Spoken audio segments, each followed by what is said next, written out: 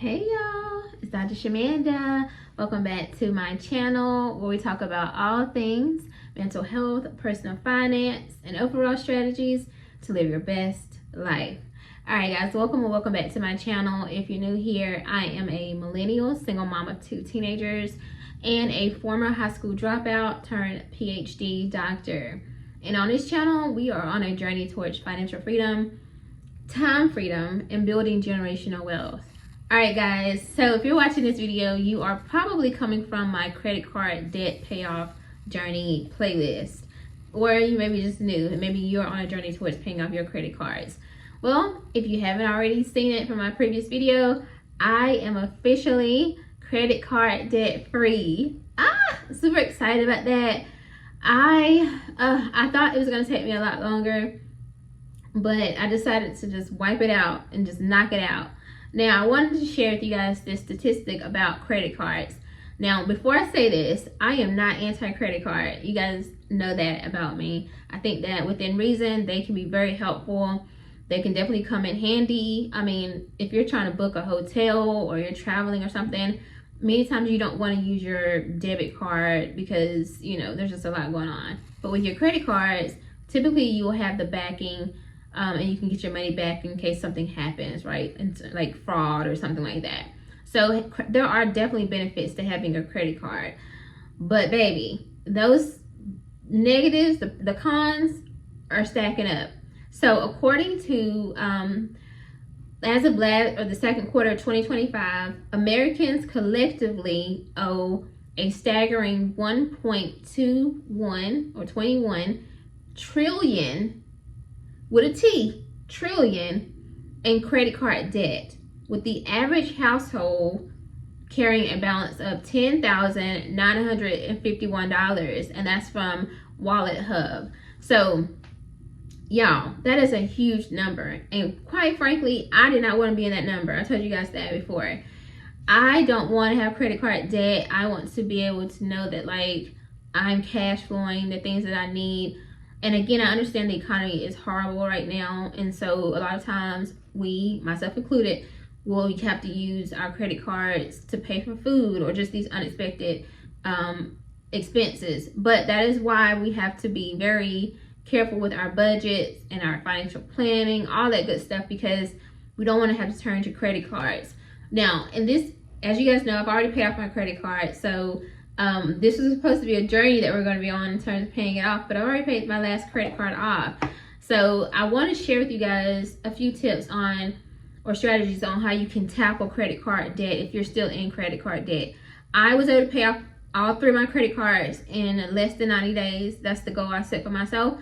I had one that was a $300 limit, so it's pretty small. Another one that was $500, and then the largest credit limit I had was a $2,000 credit limit. So that I was able to pay all 3 of those off within the last, really 60 days, less than 60 days really. But if I had continued on and just making smaller payments, these are the things that I would have kept in mind. And so this is how you can pay off your credit cards, okay? The number one thing is to know your numbers. You need to know all your credit cards, like list them all, right? I could have told you like exactly how much my credit cards, the limits were, how much I had, like balance I had on it, how much the interest rate was for each credit card, the annual fee on each credit card, how much the minimum payments were. I could tell you all of that. And that's what you need to know. You need to make sure that you take a moment, pull up your apps. If you don't have an app for your credit card, make sure you download that on your phone, because you need to see that. So download that app, look at all of that. So like I said, the minimum payment each month, the interest rate for that card, and the annual fee, because most cards do have an annual fee. So you need to know your numbers before you even start trying to pay off debt and pay off these credit cards. Know what you're working with here. All right, the second one is to choose a repayment strategy. Now, you guys know I am a big fan of the snowball method, because I like to get some excitement. I gotta stay motivated on my journey, right, to paying off debt. Because if not, it's just like, like you working, you grinding, and you just throwing money at the debt and ain't nothing happening. I need a win. You know what I'm saying? I need a win. It's just psychology. Obviously, I'm a licensed therapist, And so I understand how the endorphins work in our brain, and how we just need that kick, that excitement, that pleasure sensor, right? And paying off a debt can feel like that. Personally, I use, like, again, the snowball method, which you list your debts from smallest to largest, all of them, from smallest to largest. And it's something about paying off a debt and just wiping it off or crossing it off your list that just feels so good. So you want to list that debt, there's debt smallest to largest, and then put together a plan on how you would do that. Now, the next thing you want to do is stop the bleeding and increase your payments, okay? Because a lot of us, I talk to a lot of people and they say, well, Dr. Shamanda, like, I'm making payments. I'm paying my credit cards off, so I'm good. It ain't doing nothing to me. It's not hurting me none. Okay, but you're making the minimum payments. And I don't know about you, but as someone who had a credit card, I remember making the minimum payments on one of my the largest credit card I had. And when I tell you, and this is what gave me the kick that I needed, I didn't need nothing else to motivate me after this. When I made my minimum payment on my credit card, and then the payment renewed, like the month renewed or whatever, and I saw that all that payment, that minimum payment I just paid, just got ate up in interest, and so it looked like I didn't even really pay anything but maybe $10. That did it for me. That's all I need, because you're basically telling me I'm just throwing my money out the window. It's not paying down the balance much at all. So we have to get out of the mindset that, oh, I'm making my payments every month. I'm making the minimum payment. But are you doing anything? Are you really making any significant progress toward paying off that debt? No. Really what we're doing is just giving these banks, let's just call it what it is, we're just giving them free money. Because they're earning the interest. But what if instead you pay off your credit cards, and now you're putting that money in a savings account, a high yield savings account, and you're accruing interest off the money in that savings account. Now you may have to take it out, but guess what? You earn interest off of that money. So instead of using a credit card, just focus on putting money into a savings account, and a high yield savings account, towards whatever goal it is that you might need. Like maybe it's groceries. Maybe you're putting money towards like an extra money towards grocery bills. I know that sounds crazy. You may feel like that's not possible, but you can do this.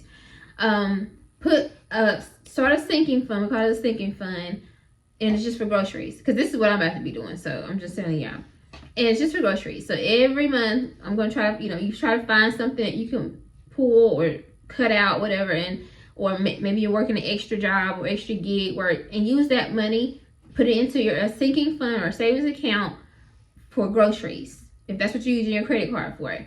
Now, you're letting that money just accrue. And every month you're getting interest off of that money. So whenever you finally have to pull that money out, maybe you have to use it, maybe you or like $50 short on groceries that month out of your like regular budget. But guess what? You've earned interest off of that money that you had in that savings account. So you're earning money off of your money, versus when you use your credit card, you have to pay interest on that money if you still have a balance left every month. So just a little different little trick or like a strategy that you can use to kind of help you prevent using those credit cards, and also to stop the bleeding. Because again, if you're just making the minimum payments, it's not doing anything for you. Like you're not really making any progress, because the interest is going to eat that away centrally. So again, I don't know about you, but I am so happy to not be in credit card debt anymore. That is like, I can't. I cannot. But again, I'm not anti-credit card. You can definitely have a credit card and use it responsibly. You can get the points. I mean, there's so many benefits to it, right? Having a credit card. But it's all about being responsible. Try your best to already budget for whatever it is that you're going to use your credit card for. So like, for example, I did not close my last credit card.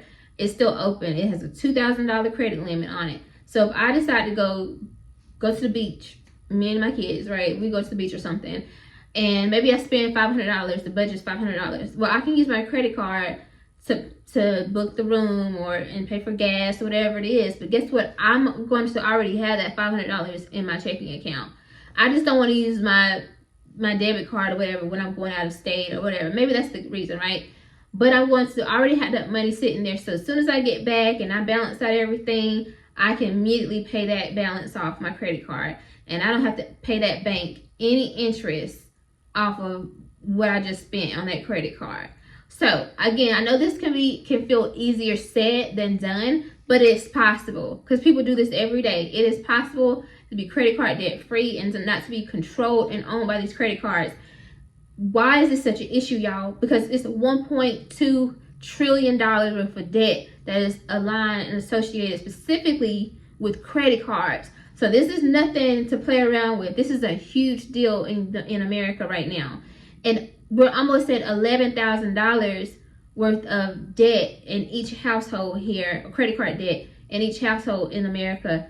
That is nothing to play around with, because what can you do with that $10,000 and or that monthly payment you're making towards your credit card? What else could you be doing with that money instead of giving it away? So y'all, it's time to get real about these credit cards, get responsible. Again, I do believe that there's a way to manage them responsibly, but we got to get real, and we got to get real focused with our credit card and our management of these credit cards. So anyway, guys, I'm excited. Thank you for cheering me on.